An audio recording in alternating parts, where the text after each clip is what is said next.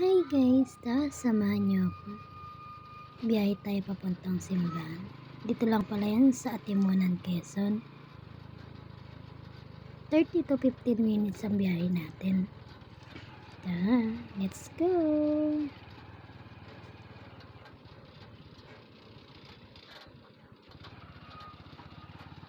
Dahil nakababa na tayo, pasok na tayo.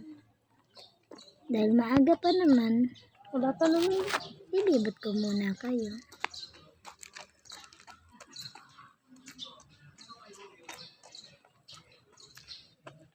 Nakapasok na tayo, maaga tayo nakarating. Ang misa nga pala ay 8 PM. 7:14 nakarating na ako. Yan, tour ko muna kayo. Pumila na sila, Father, yung sisimula na ang misa. Magpasalamat tayo sa Panginoon.